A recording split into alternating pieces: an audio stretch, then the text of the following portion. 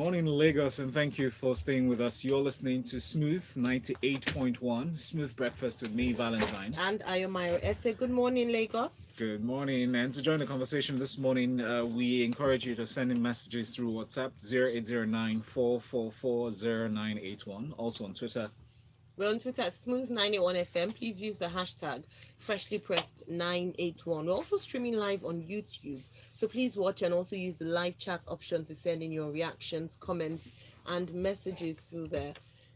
hmm And we have very interesting stories to get into, but we're joined by Uwade, who's a lone ranger in the studio this morning to analyze all the stories with us. Welcome, Wade. Good morning, Lagos. Good morning to you. Good morning, Valentine. Good morning, Ayo. Good Good morning, morning. Uwade. His Twitter handle is at reinknigeria. Lagos, join us in this conversation as we start with our first story. Looking at the story that amused a lot of people, but a serious issues in Kano State. Kano zookeepers claim gorilla swallowed 6.8 million naira. Ganduje orders probe as we hear that he has released a statement through his chief press secretary to order a criminal investigation into what happened. They said the money was swallowed apparently or allegedly by a gorilla that included funds received from the Eid al-Fitr celebrations. Your thoughts on this, Wadi? Um, we continue to make ourselves a laughing stock in Nigeria. With Jambi was the snake that swallowed the money, allegedly. And today now it's the gorilla that has allegedly swallowed the money. Maybe we should just take these animals and make them the ones who collect and disburse these funds. But humans are responsible for these animals. Yeah, I agree. So if the humans themselves cannot manage the animals, maybe the animals will be able to manage themselves. But this is quite ridiculous. Let's see what the outcome of the probe will be. Since they've said there's an investigation, let's see what the outcome of the investigation will be. I like the Valentine. You mentioned the fact that, or you highlight the fact that human beings are the ones that are responsible for these animals. Because even the good book says that if your ox goes another ox, it's the owner that will face face the penalties. So the fact that we're getting stories of animals, we're not concerned about the animal that is eating stuff. It's who was responsible. I mean, if we're allegedly, eating money, who is the person? Because at the end of the day, it still boils down to human beings. Yeah. Who are the human beings? We don't want to hear stories. We don't want to see headlines like this anymore. It almost sounds ridiculous. We've become. It sounds ridiculous. Okay, It is ridiculous. It's not almost. Yes, thanks a lot for point. It's not almost. It sounds ridiculous. It is ridiculous, and the fact that I know the case with the snake eating money in the JAM office. It's in court currently. The lady in question is still facing trial. We haven't seen the end of that, but we need to come to a point whereby when we hear ridiculous allegations like this, we need to dig deep. Heads have to roll, literally. Okay, not literally, but heads have to roll so that people are paying penalties for these in quote errors. I totally agree with you, Ayo. All right, let's move on very quickly to this next story from the Vanguard newspaper. On 2019 polls, the European Union observation report is out, and we saw the reactions from the presidency over the weekend. But here's another story. There was abuse of incumbency power at state and federal levels, according to this report. The European Union Election Observation Commission that were invited into Nigeria, over 90 of them, to observe the elections at different levels, the presidential, House of Assembly, state, and local government levels. Yesterday, they presented their final reports on 2019 general elections, saying there was abuse of power of incumbency at the federal and state levels, and also made some recommendations that hinted at electoral reforms. This is what we've been calling for from time immemorial, even regarding the method of collation of results. But your thoughts on the whole report? Okay, I will take this from two major perspectives that were highlighted. But first, this is become a recurring decimal. Every election, everyone complains about the abuse of power by incumbent. But two things that I see clearly here were the messages to the media houses and the ones to the courts. We find out today that a candidate is having an issue. He goes to a court in Lagos, the court gives judgment, and then the other one who doesn't agree goes to a court in Abuja, and all courts are not even an appeal. All high courts will give you different judgments at different particular times for a particular case. So that's one area that I think the reforms should really focus on. The second one is the issue of media houses, of trying to be partisan. I know they have to make money, but we also have to try as much as possible to balance what's it called, to have a balanced broadcast of all the various. But also highlights the like they pointed out how certain state government officials use these media houses as a tool to promote their own agenda. Yes, it's all over. It's not only in Nigeria, it's all over. So most times, if the state has a media house, they will probably most likely use it to push their own agenda. But like I said, people who work in the media houses should try also to look at both sides of the story, irrespective of how partisan you feel you want to be. Finally, what I would also say is I hope that with all these observations, the government will start to put in place the necessary improvements in the electoral system. I hope it will come quickly. It's not that we're going to wait till 2023 and it's 2 months to the elections and we're asking an outgoing president to sign election reforms when we're preparing for the election. So, well, looking at some of the problems that they recommended that be addressed, it's not very far away from what Nigerians have been calling for as well. Operational reforms, transparency shortcomings that are characterized by security challenges, as well as results, the collation method of collation of results and announcement of it, which really was acknowledged by through the statements by the senior special assistant to the president of media and publicity, Malam. Yeah, and if you look at this story, when we go into there's another story that we'll also be looking at that you would also see clearly why it is important for us to do these things, and we have to do it quickly. If it requires amending the constitution and amending the electoral law, let's quickly get it done. I hope the 9th National Assembly is ready. Now they have their principal officers, so let them get to work and start looking at some of these things. Thank you, Uwade. I think it's important to also note in the reports that the presidency said they were committed to implementing the EU observation report. So they said they're going to implement some of the observations from that report. I think the next story points to one of the areas with which or how they hope to do this.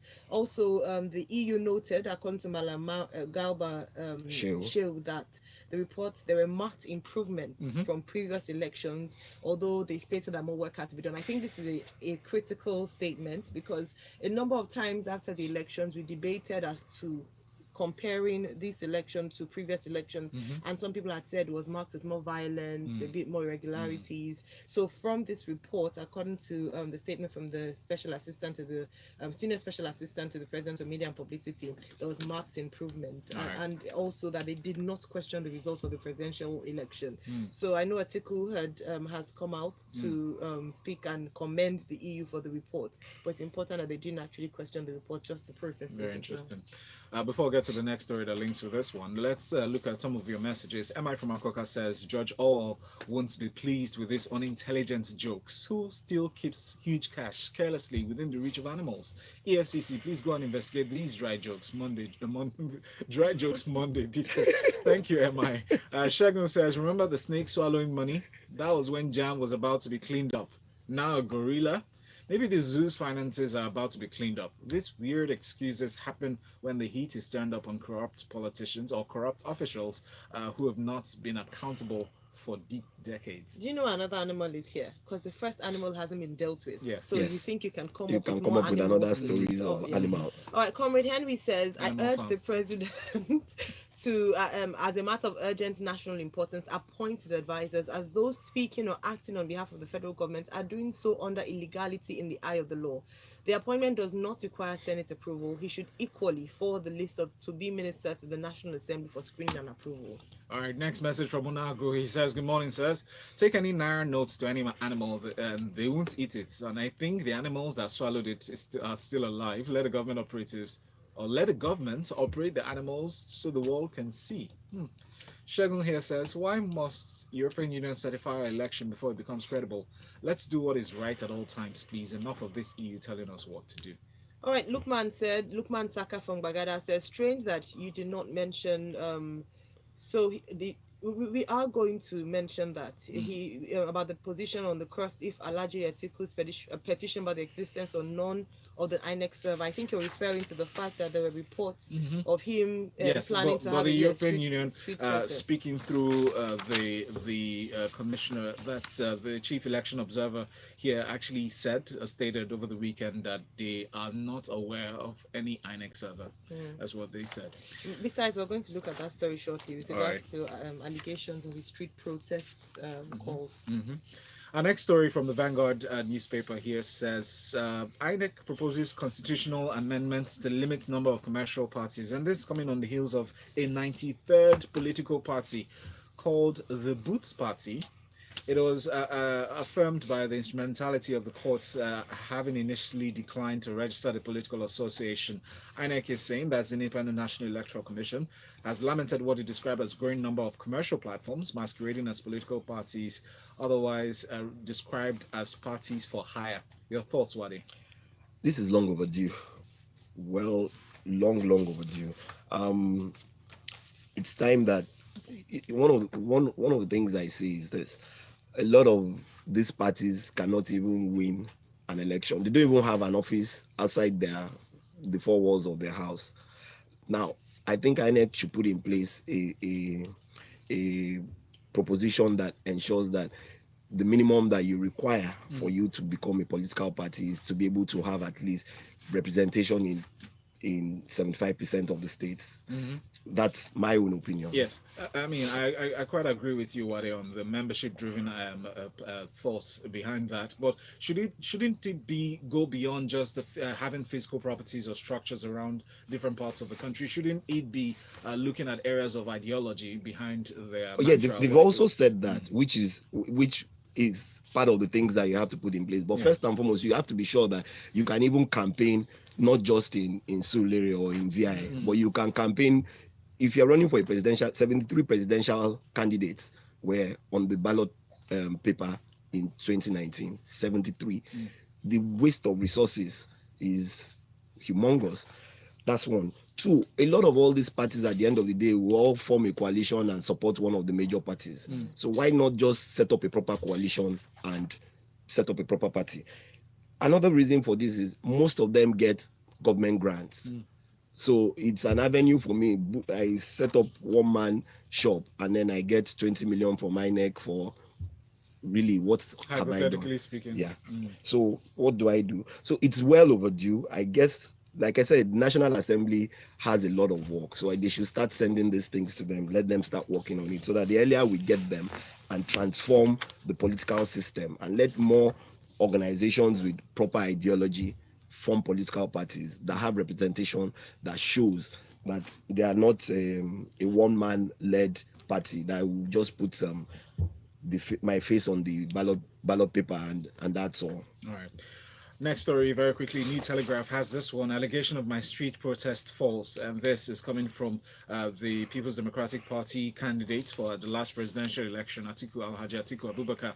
He has said that it is not true that he plans to lead a protest in the event that the Election Petition Tribunal rules against his application to allow him inspect the server of the INEC, or the Independent National Electoral Commission. Is another rumor that's coming up from that, the whole controversy or the drama ensuing from that last presidential election. But your thoughts on this debunk of the rumor itself? Alhaji Atiku has denied any of this through his spokesman, and let's give him the benefit of the doubt. Let the courts rule. If the courts over time, from what I know and what I see, he does agree to court orders. And so if the court rules and then he now goes ahead and protests, then we can actually say that he had it in mind. No, but he said it's not true. Yeah, so what I'm saying. So the man has denied it. There's no expectation that anything like that would happen. So at the end of the day, anybody who says the man hasn't been protected, he has to be fair to Atiku throughout this process, he's gone he's gone through the due process to ensure that he gets what he calls his own apart from relief, allegedly hacking the INEC servers. But what beyond what you see and think and suspect, don't you think it might be worrisome that this could be hijacked by mischief makers to take advantage of this controversy between Alhaji Atiku Abubakar and the presidency to foment trouble and fuel crisis through maybe sponsoring media publications like this? True. However, as a leader, he also has to ensure that he checks those things. And the first thing he has done, he said, is it his duty though? As a leader, yes, it is also his duty. Is his responsibility because he's leading that group. So if people within your space are continually putting out this kind of messages, then you need to check them and send them out, and then you need to bring them to proper authority, because really they are mischief makers, like you said, and they might hijack that process. So the minute from the onset, you must ensure that those people cannot hijack that process, and that's what you have done by first telling the whole world that I'm not party to this. I'm party to going through the due judicial process to get my verdict, if it's positive or negative. And also setting an example to the existing administration. Yes. All right, thank you, Wade. All right, thanks a lot. We have a comment here on Twitter. We have a few comments. Auntie Hello says, please tell Shegun, that's the previous comment we'd read out, that the EU pays for at least 30% of our government officials. He who pays the piper dictates the tune. Right. Now, Ndukwe Onoha has this comment. It says, while it may sound like a sound economic argument, the regulation of political parties through INEC is a slippery slope. Where does it end? Regulation of village unions, family gatherings, speech? All right, thanks a lot for that one. And more messages. Yinkus sent in this one on WhatsApp. Says, good morning, guys. I do not blame the gorilla story. When the Nigerian police force arrested a goat back in 2009, that was the executive arm of our government set. That was the executive arm of our government setting the pace. It's called precedence. My gorilla glass phone, they chop money. Wow, and then he proceeds to send us a link of remember the story, Nigerian police detained goats over armed robbery. This was back then. Yes, the report that was posted back then. And Femi from VI says it is quite possible that Atiku's opposition is the one sponsoring the protest rumors, learning from Russian meddling tactics. That's what you just, that's what you're talking about. And Val, thanks a lot for that, Femi. All right, let's move on to our next story here. Thanks a lot for your comments and reaction. Please keep them coming through. We'll try to get through as many as possible this morning. Guardian newspaper has this report from Enugu State. Core members accuse INEC of diverting 2.6 million naira election duty allowance. Now remember that some of the NYSC members were used as ad hoc staff during the last election, the recently concluded elections. Well, members of the NYSC in Igbo Etiti Council of Enugu State have accused the Independent National Electoral Commission officials of diverting their election duty allowance worth over 2.6 million naira. Wade, can you please take us through the story? If these allegations are true, this is really sad. We get these young men and women to obey the national call, and at the end of the day, you don't pay them their allowances. I reading from the story and reading from the last part of the story, when the press tried to reach the operating officer of INEC in Uwade, and he said he was in a meeting, and since then he hasn't commented on it. Seems to tell me that this is true, that they are still owing these coppers. They should go ahead and just pay them. They've done if they didn't come to perform this service. These are young men and women that you kept outside by postponing an election at 3 a.m. in the morning, and at the end of the day, you don't want to pay them their well-earned allowances. If they revolt the next time and say they are not going to participate, you call them unpatriotic Nigerians. I think also the fact that these monies must have been released. So it's the fact that they've been diverted. That's even another worrying issue about this. If you read the story, a number of members speaking on the basis of anonymity have spoken of their plight. It's quite sad, really. Unfortunately, what's being done to them through the agencies. And I think it's important to note that yes, we're taking a story from Igbo Etiti Council of Enugu State, but we don't know the other areas that have been affected by this same, True. unfortunate incidents whereby allowances aren't paid, monies have been released to the regulatory authority, but it's not being dispersed to the end users, and that's why we're raising this awareness. And we do hope that action will be taken by NYSC and also INEC, who have paid the allowances to NYSC. All right. I think also coming from the back of that, also to note in the report earlier on that NYC have said that they will communicate to call members on the 30,000 naira allowance when it will be paid. So at the moment, the new minimum wage has not been effected with NYC members, and they mentioned that they will let us know through the freedom of information when it will be paid. All right, let's move on to our next story here. Now, Lagosians, listen really carefully. Lagos State Traffic Management Agency LASTMA may be the beginning of wisdom for all Lagos motorists, as the law enforcement officers have lately gone tough on traffic offenders. Now, like in the last 4 years when the officers were barred from making arrests, the new administration had returned LASTMA to status quo with heavier sanctions or forfeiture or 200,000 naira penalty at a court trial. This is under the headline LASTMA goes tough, begins 200,000 naira penalty regime in the Guardian newspaper. So if you thought we had it difficult, get your papers in order. Uwade, please take us through the story. These laws have been in place in Lagos for a long time. They had stopped them from arresting people by the last administration, and now they're giving them those powers again. Yes. However, I hope they would effect it to the fullest. And what do I mean by that? It's not that I see a private car who has committed an offense and then I pounce on him or her. Everybody coming to work every morning at that Jakonde, what's it called? It's a menace because of the way the buses park and stop in the middle of the road. So you cause so much traffic. They should implement this. I'm a full advocate of LASTMA going tough on everybody. Okay. Why? Because we need to sanitize the way people drive in Lagos. Now, like you said, you must obey all traffic regulations. Yes. And if you are caught, unfortunately, I think they should go through that process and well, it's not naming and let me not call it naming and shaming, but put those people through that process so that the next man, when you tell him, he would understand that it's right for you to obey traffic laws. I just hope that this power is not abused, because in the past we've had cases where several officials have been, found wanting in terms of abuse of power and just going over the board. So on which I would really hope that there will be regulatory bodies or committees set up to just oversee, to monitor those things. Exactly. Let me just highlight some of the offenses that you commit that would attract this fine. And again, we're back to the regime of the fear of LASTMA is the beginning of wisdom. So we have that severe penalty for one-way offense, such as is not known to the subsisting traffic laws.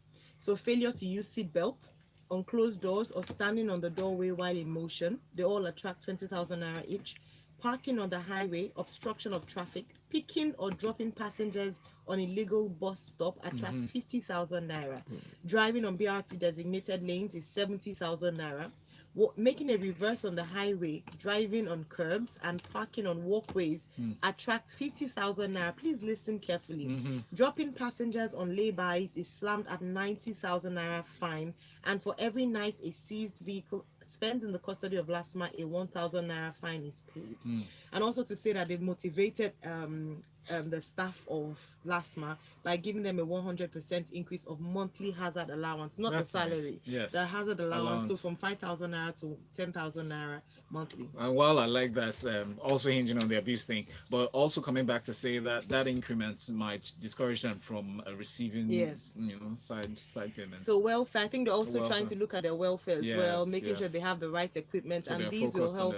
Yeah, but so any LASTMA that you see turning a blind eye when you're causing an offense, you too can hold them accountable. Yeah. Odini on Twitter sent in a message here. Says, thank you for the quality comments. Let it be applied to everyone and not just private vehicles. And speaking to or reading out your messages on YouTube, this one here from Richard in Alimosho, it says the trucks are now packed on Oshodi Apapa Expressway down to Sele, and the ripple effects of the traffic has run down to Isolo, Kiafa, down to Jakonde and Ejibo. And Adetutu says, for on INEC, in my opinion, all parties that wish to register should register, but there must be stringent criteria to be on the ballot paper. And Timothy here says, greetings, the government should give us good roads and visible signs and preventative traffic officials. Okay. I said, P.S. It should not be selective. In addition to government playing their part, I might ask, which driving school do Okada and Danfo drivers attend? Because they are road menace. Timothy. Very, very true. Yeah, right. Adekunle says, please help emphasize that LASTMA should arrest or apprehend commercial bus drivers that drive against traffic. They're actually going to do that. Fines range from 20,000 naira to 50,000 naira for them. And I like that one of driving on the curb. Yes, Yeah. and parking People, on the people don't curb as realize how well. dangerous that is. Oh yeah, extremely dangerous. it could People give are way. walking, you're driving, someone is walking on the right side and then you're driving behind And him you have and to boom, run and for then you your have life. to jump into the gutter. All right, let's move on to another pressing issue. Suicide in Nigeria. NAFDAC announces plans to further regulate sniper. So the National Agency for Food and Drug Administration and Control said it is partnering with other relevant bodies on this as part of plans to discourage the use of sniper as a tool for suicide. Wade, please just touch on this story. I like what they're trying to do. Why? It's not forcing people to say don't use sniper or don't buy sniper. You want to be more educative on how on the use Can of we call sniper. it pesticides? Because I mean that word alone refers to a lot of things. Yeah, it's a pesticide. Yes. You know, Primarily so supposed to be a pesticide. what NAFDAC is trying to do, aside from getting the producers to put it in more in safer containers, is also to try and educate the people. I don't think that would stop someone who wants to commit suicide. Therein lies my question. All right. So what do you describe as a safer container? Shouldn't the attention be driven to specifying the use of it? Oh, yes, making and it as that- the same way they describe or put inscription boldly on Yes. cigarette packages saying smokers are liable to die young. Is that what they're referring to, or what are they looking at exactly? Well, I maybe that will be part of it. I really don't know. From this report, I really don't know. But one of the things I take away from here is they're going to try and educate more people on the use of sniper, that it is a pesticide and not a suicide. But like I said earlier, if I want to commit suicide, whether it is you educate me that it's a pesticide or not, I would try it out, because but you shouldn't. I shouldn't. I shouldn't. You know. So I've seen. Well, I've watched quite a number of occasions where people have used pesticides to kill other people on TV. So, but the education on it gives more and more people enlightenment about the use and what it is for, and it's not for you to drink and. I would hope that NAFDAC is looking just beyond the packaging and looking at creating more environmental friendly chemicals or anything being available for use on domestic level, because that way you'll be able to control it. Banning something or outrightly changing the package doesn't necessarily address the problem in itself. And then sensitization on mental health.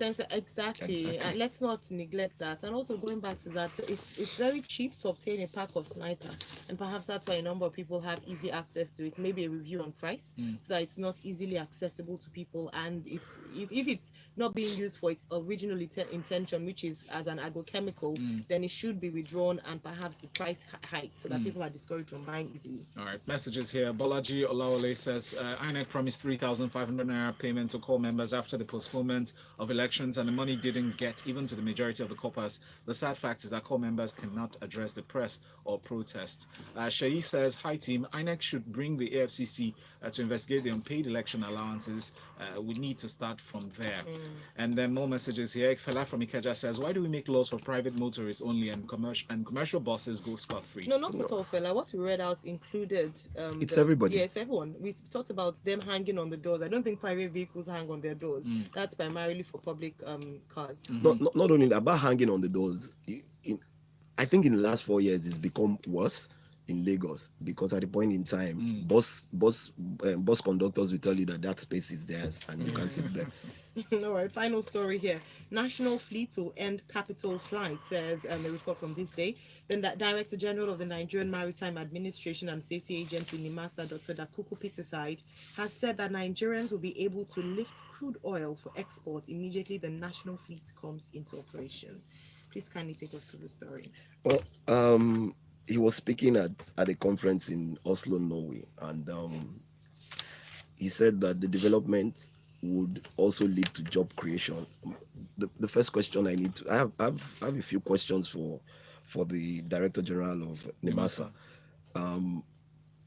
How will they ensure that there's no capital flight, because these things are not built in Nigeria?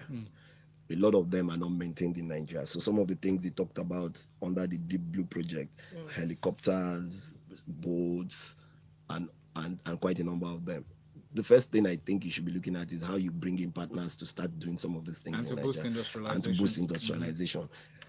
So really getting 51% of Nigerian investors and 49% owned by technical partners, I don't think is going to stop capital flight, because they're going to pay those technical partners using foreign currency. So I think he needs to answer some of these questions or shed more light on how they want to go about it. All right, a quick message here on Twitter from I Am Chidi. It says, currently, LASTMA is not interested in traffic control. They're only interested in enriching their pockets by jumping into private cars for using phones and not wearing seat belts. They turn blind eye to Danfo and Okadas on one-way roads. I think that era is about to come to an end. Don't forget, they were stopped from arresting, and now they're giving their powers back. And hopefully, what we all obtained in the past, that's before the previous administration. What we could see. Yeah. And then Shegun says, if traffic is really enforced in Lagos, half of Danfo, Keke Napep, and Okadas will rightly disappear from our roads. They turn every street corner and roundabouts to Okada Park. Please, Governor, visit Echo Bridge in the evening, and you'll be tempted to get whipped. To whip those going against traffic, and even around Ajosa Diogo, just by the roundabout. By the roundabout. Another aspect, that street beggars. We need to talk about street beggars and how they also contribute to traffic on our roads. Wow. That's an important aspect that we need to touch on. There's a lot of messages on YouTube. We'll try to rush through a few. Unfortunately, we haven't got time to read them out on air, but special thanks to Uwade for stepping in. Reinknigeria on Twitter. Thank you. Thank you very much for having me. Thank you so much. And here with me, Valentine and Ayo. We'll be here for Locker Room 91. Yes. Up until 10 a.m. Of course, join us there next.